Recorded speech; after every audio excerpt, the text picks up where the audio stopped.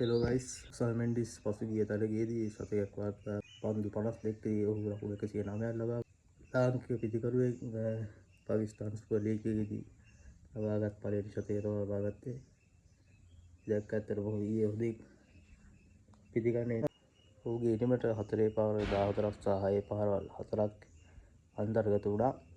ඇත්තටම ඔහු තාම හොඳින් ලකුණු රැස් කරයි කියන්නේ ඔහුගේ කියනවා මේ දාඩිය බිඳුවක්වත් හලන්නේ නැතුව තමයි මේ පහරවල් එල්ල කරෙත්. ඒ කියන්නේ තාම ලේසියෙන් ඔහු මේ පහරවල් එල්ල කරමින් ලකුණු ලබා ගත්තා. අපි මම හිතන්නේ ඒකට ඔහුගේ හේතු උනේ එහා පැත්තේ බාබර් අසම් ඔය ක්‍රීඩකෙක් ක්‍රීඩා කරපු එක. මොකද පින්ඩිස් එයා ක්‍රිකට් පටන් ගත්ත පස්සේ ලංකා ටීම් එකේ ආතම ප්‍රධාන පිතිකරුවා උනේ. ඒ හින්දා තමයි මුල් කාලේ සාර්ථක වෙලා පස්සේ උට ඒ බරකගේ කරමට වැටිලා එයා සාර්ථක වුණේ. ඒත් දැක්කා ඊයේ දිනේදී බාබර් අසම් වගේ පිතිකරු බැට් කරද්දී යාට ඒ කුෂන් එක කොච්චර වැදගත්ද කියලා. මොකද ලේසියෙන් ලකුණු රැස් කරා මේ තරගයේදී. කියන්නේ යාගේ පාරවල් වලට ගියා සිංගල් 1 2 දිව්වයි. කියන්නේ මාර සතුටින් යා ඒක එන්ජොයි කරලා බැට් කරේ. එහෙම එන්ජොයි කරලා බැට් කරන්න යාට අවස්ථාවක් තිබ්බේ නෑ ලංකා කණ්ඩායමේදී.